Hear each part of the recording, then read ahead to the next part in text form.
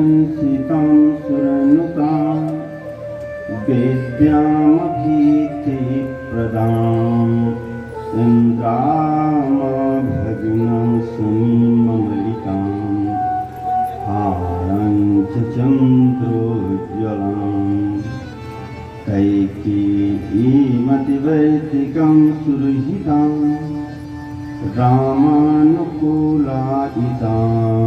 वन्देऽहं करपुस्तिकां कमलपादामांशतुष्टां शुभाम्। नमस्ते शारदेवी सरस्वतीमतिप्रदे प्रसीद मे जिह्वा अग्रे सर्वविद्याप्रदाः। सर्वशक्ति महामाया दिव्यज्ञानस्वरूपिणी नवदुर्गे जगन्माता प्रणमामि मुहुर्मुहुः। जय भगवान की जय। परम मंगलमय भगवत स्वरूप श्रीमद् भागवत सप्ताह ज्ञान यज्ञ अमृत वर्षा होते हुए आज तीसरा दिवस है।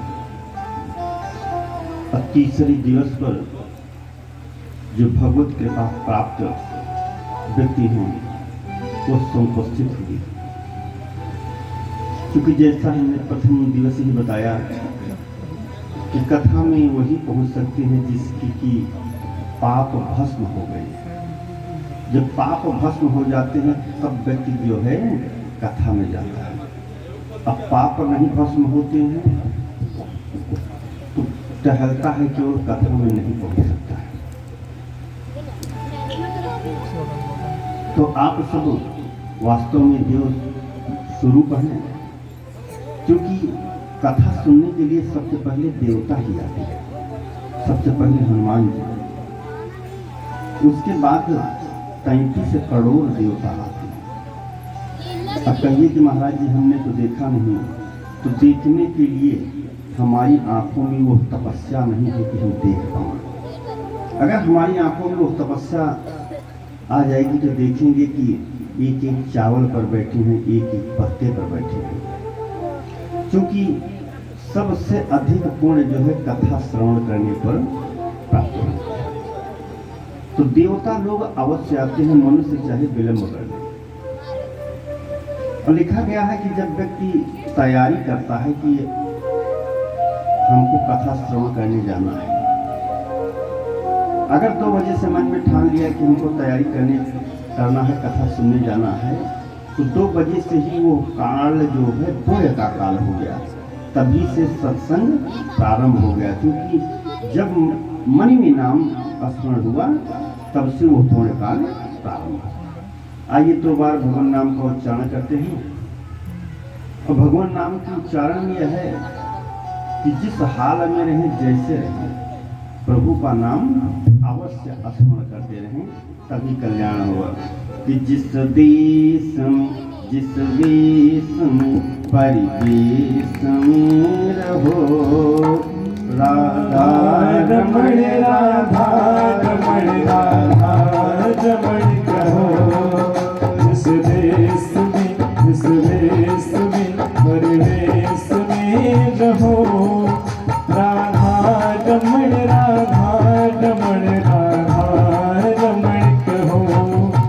जिस देश में जिस वेश में परिवेश में रहो, राधा रमण राधा रमण राधा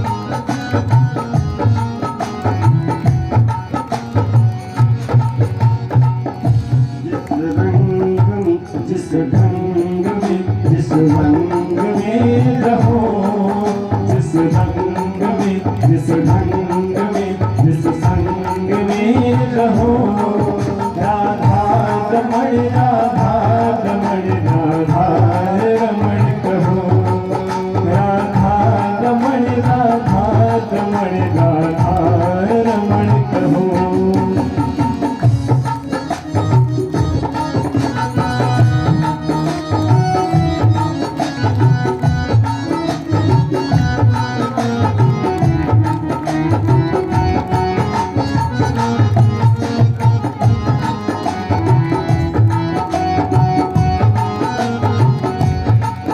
इस धाम में इस काम में रहो, इस गाम में इस काम में इस धाम में रहो, राधा रमण राधा रमण राधा रमण कहो, राधा रमण राधा रमण राधा रमण कहो।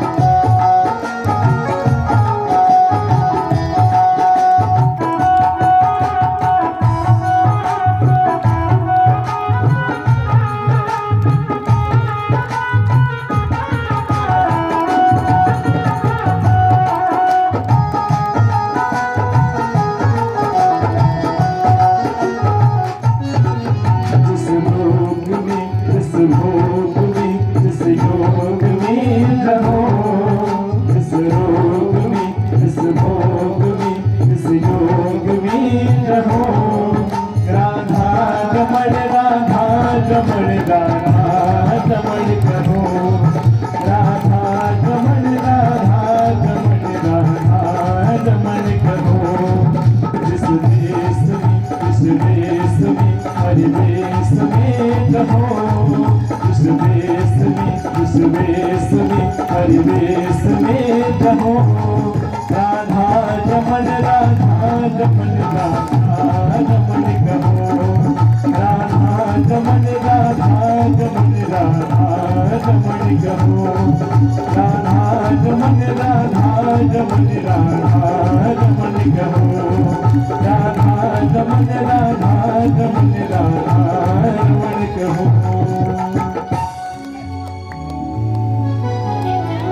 कल के प्रसंग में आपने सुना सृष्टि के क्रम में कि सृष्टि में स्वयंभू मन के 3 पुत्रियां हुई, आपूति, देवहूति एवं प्रसूति। तीनों के यहाँ भगवान का अवतार। अब 2 पुत्र हुए। पुत्र एक हुए प्रियव्रत एवं एक हुए उत्तानपाद। आज अब आइए पुत्रों के विषय में जानते हैं। बहुत सुंदर कथा है महाराज उत्तानपाद की, जिनके के ध्रुव हुए। उत्तानपाद का विवाह सुनीति नाम राजकुमारी से हुआ। जथा नामी तथा गुरा। इतना विदुषी महिला थी वो कि जब कभी महाराज उत्तानपाद राजकाज के कार्यों में अधिक व्यस्त हो जाते थे और किसी विषय पर निष्कर्ष नहीं ले पाते थे, तो सुनीति मार्गदर्शन करती। सुनीति जैसा चाहिए पति की सेवा वैसे ही करती। एक दिन राजा उत्तानपाद को बुलानी हो गई कि मेरे पास पुत्र नहीं है। सुनीति से कहा कि क्या बताएं देवी जी, सब कुछ अपने पास है लेकिन पुत्र नहीं है। सुनीति ने कहा कि ऐसा है कि दूसरा विवाह कर लो, जिससे कि पुत्र आपको प्राप्त हो जाए। राजा साहब ने कहा कि दूसरा विवाह तो कर लेते ही, लेकिन जितना स्नेह मैं आपसे रखता हूं, अगर दूसरा विवाह कर लूंगा तो स्नेह खत्म हो जाएगा। सुनीति ने स्नेह नहीं खत्म होगा, क्योंकि मैं इतना सेवा करूंगी उस रानी की, दूसरी की, कि जैसे दासी। महाराज उत्तानपाद ने कहा, मैं तुमको दासी नहीं देखना चाहता, तुम मेरी रानी हो। कहा कुछ नहीं, विवाह कीजिए, इसलिए कि वंश वृद्धि के लिए पुत्र आवश्यक है। सुनीति जिद पर अड़ गई। एक बार राजा साहब ने कहा तो दूसरा विवाह कर लिया महाराज उत्तानपाद। उसका नाम सुरुचि था। जो अपनी रुचि का विवाह हो वही सुरुचि है। और सुनीति अपनी दूसरी बहन सुरुचि से इतना स्नेह रखती थी कि दोनों में आपस में बहुत बड़ा मैत्री भाव था।